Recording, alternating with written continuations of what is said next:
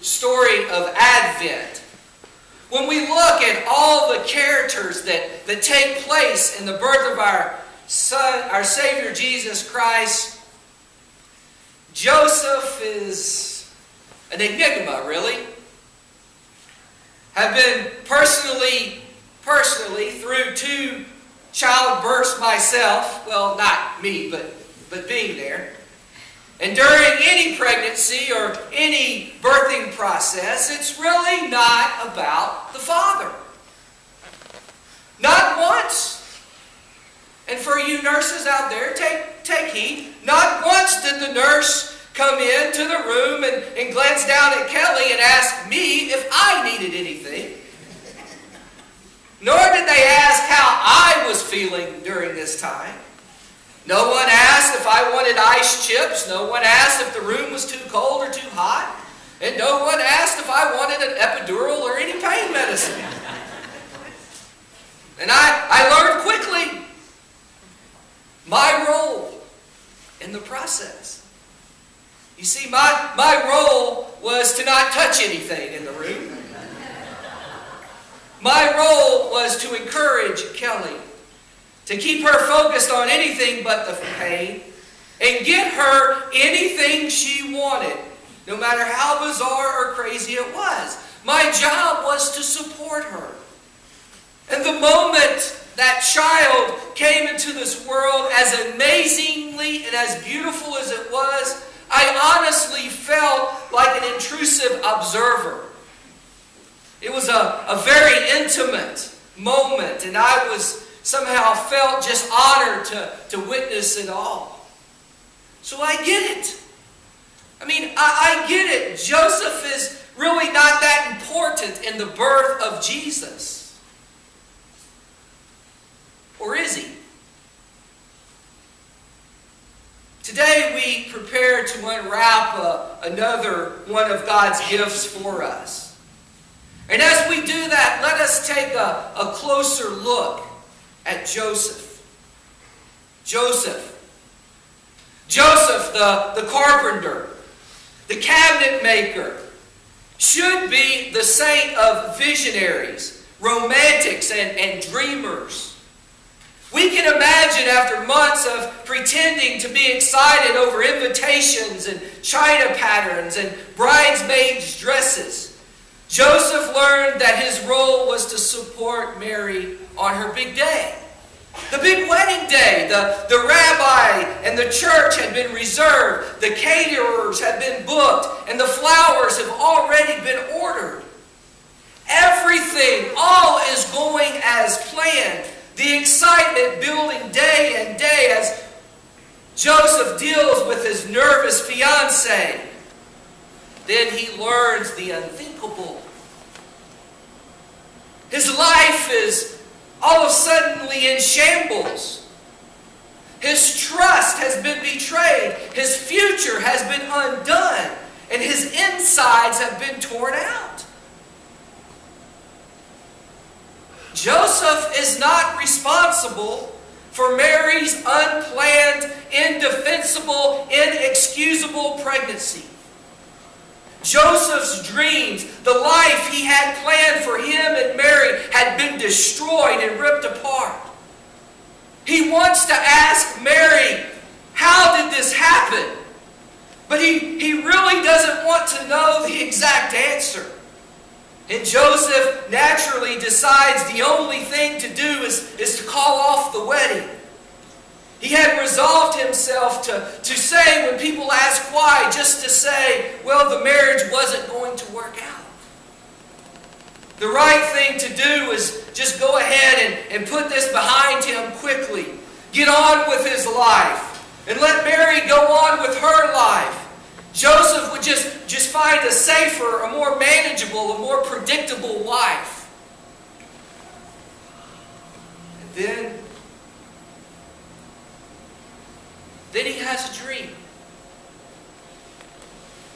A dream in which an angel appears and says, Joseph, do not be afraid. Don't be afraid of what people might think. Don't be afraid of what people might say about you and your child or this child and Mary.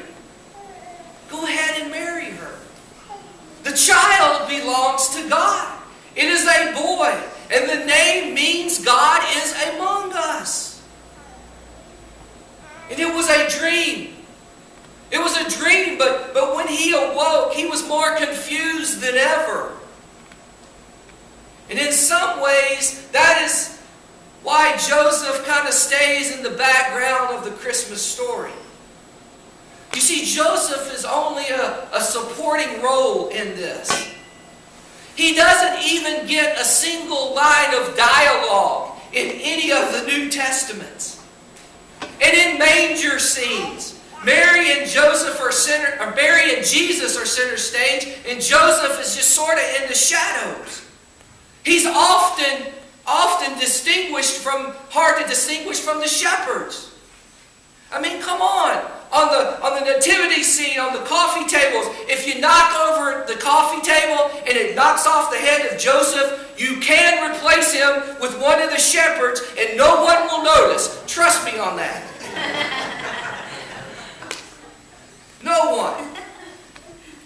And in paintings, look at some of the beautiful art of nativity scene, of the birth of Jesus. In painting, Joseph looks worn and fatigued. His face is longed with anxiety.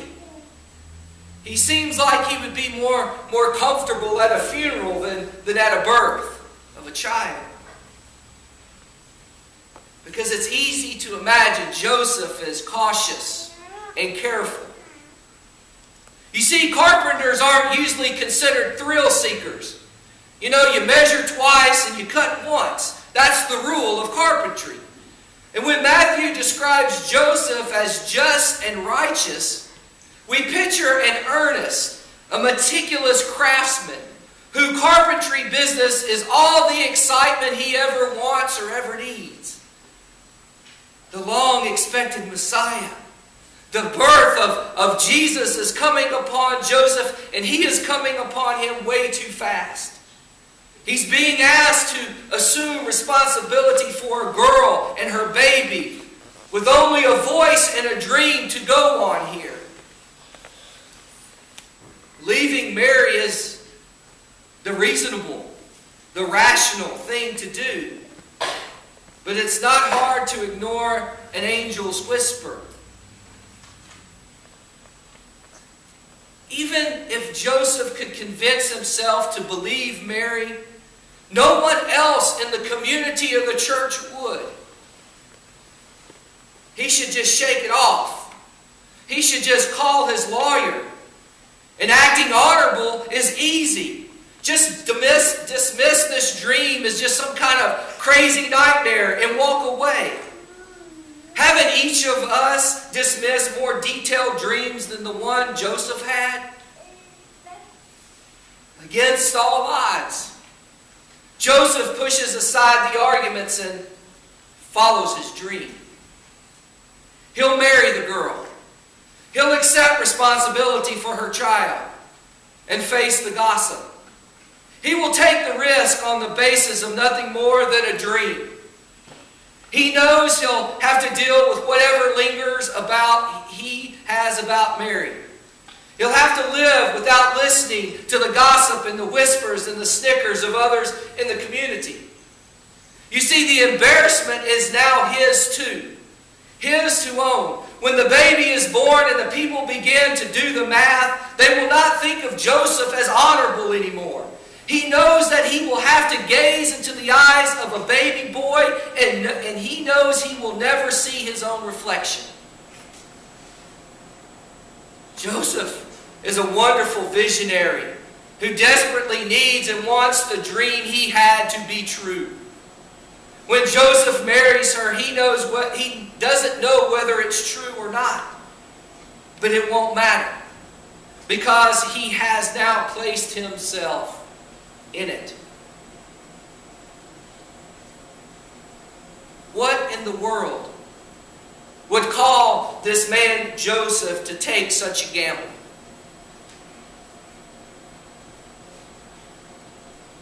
Love. Love. We'll never know if it was Joseph's love for Mary or Joseph's love for God, but he followed his dream. What kind of person pays attention to angels and follows their dreams? God's angels speak these words to all of us. Don't be afraid to believe. Walk a different path. Don't be afraid to follow your dreams. You see, love is a very, very powerful thing. The gift God has for us is not only the love He has for us, represented in the birth of our Savior, but the love we hold for one another. We diminish that love when we live a careful life, a careful faith, keeping the easy 6 of the 10 commandments.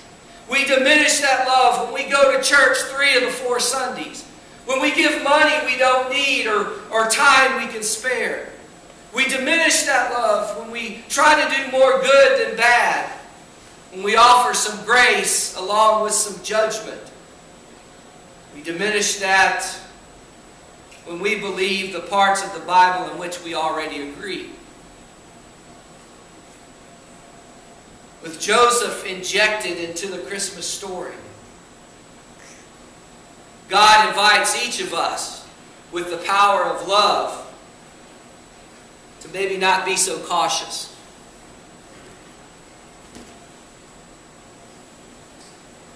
God calls each of us to show our love in a tangible way. To maybe lay our heads on a pillow and dream a little bit. When God injected Joseph in the story, He injects each and every one of us in His story to accept and appreciate this gift of love. God invites each of us to dream. To dream. Dream of yourself loving God with all your heart. Caring not at all about the expectations of those who have forgotten how to dream. Dream for yourself. Dream of the people you love, letting go of jealousy and criticism, only offering words of kindness to one another. Dream of a church family, or dream of a church as a family, where everyone is loved unconditionally, accepted as they are supported, are comforted, and are gathered to give thanks to God and one another. Dream of a world where people take chances to help others and discover that God is not only our hope, but God has placed that hope within each and every one of us. And dream. Dream of a God who loves us, waiting for us to take one step in the direction of grace and discover the love that has always been with us. To unwrap that gift of love God has left for us is to dream. To dream big and to follow those dreams. Because when we unwrap this gift of love, God places us too in the Christmas story.